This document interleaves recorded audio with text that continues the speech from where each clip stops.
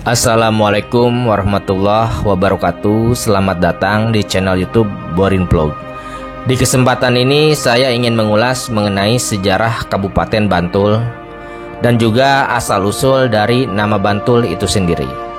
Bagaimana kisah dan sejarahnya? Silakan disimak berikut ini. Bantul merupakan salah satu kabupaten yang ada di daerah istimewa Yogyakarta. Dulunya, daerah ini menjadi tempat bermukim beberapa pahlawan pemberani seperti Pangeran Mangkubumi, Sultan Agung, dan Pangeran Diponegoro. Bahkan, nama Bantul sendiri tidak dapat dilepaskan dari kisah-kisah kepahlawanan dan keberanian para tokoh penting di tanah Jawa. Lantas, bagaimana asal-usul nama dan sejarah Kabupaten Bantul? Silakan disimak uraiannya berikut ini. Asal-usul nama Bantul dapat ditelusuri dari kisah Panembahan Senopati dan Ki Ageng Mangir Wanabaya. Dalam Babad Mangir disebutkan bahwa Ki Ageng Mangir beristrikan Pambayun, putri Panembahan Senopati. Kendati demikian, hubungan Ki Ageng Mangir dan Panembahan Senopati diketahui dalam keadaan tidak baik. Suatu ketika, Ki Ageng Mangir tengah melakukan perjalanan menuju Kota Gede. Dalam perjalanan, sasrahan yang dibawa para emban dengan cara dipikul terlihat bergerak mentul-mentul, sehingga daerahnya kemudian dinamakan Bantul. Versi lain dari cerita ini adalah hati Ki Ageng Mangir mentul-mentul atau ngembat mentul, yang artinya ragu-ragu. Mentul-mentul atau ngembat mentul itu kemudian menjadi dasar penamaan Kabupaten Bantul hingga saat ini. Adapun mengenai sejarah Kabupaten Bantul, awal pembentukan Kabupaten Bantul terjadi pada masa perjuangan Pangeran Diponegoro melawan pemerintah Hindia Belanda antara 1825 hingga 1830 Masehi.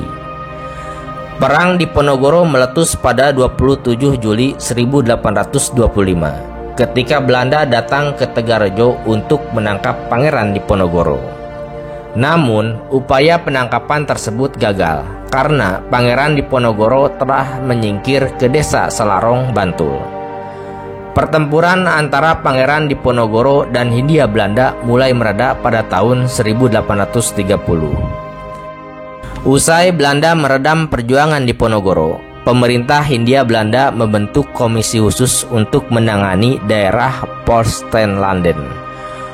Post-Stedtland ialah daerah-daerah yang ada di bawah kekuasaan 4 monarki, yaitu Surakarta, Yogyakarta, Mangkunegaran, dan Pakualam.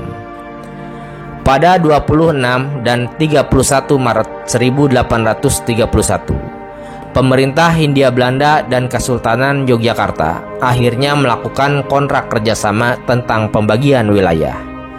Berdasarkan dari kontrak kerjasama tersebut, Kesultanan Yogyakarta dibagi menjadi 3 kabupaten, yaitu Bantul Karang, Denggung, dan Kalasan.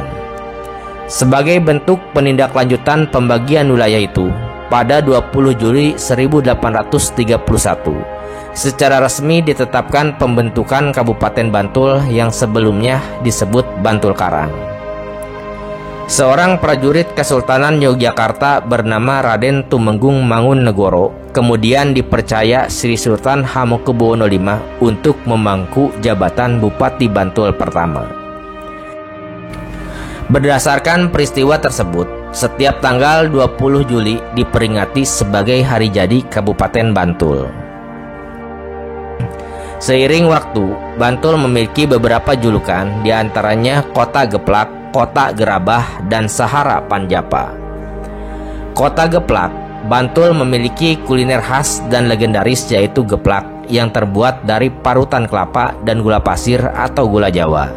Industri geplak ini dapat ditemui di seluruh penjuru Kabupaten Bantul. Adapun julukan kedua yaitu Kota Gerabah. Salah satu tujuan wisata yang ada di Kabupaten Bantul adalah Kasongan. Kasongan merupakan daerah industri gerabah terbesar di Kabupaten Bantul.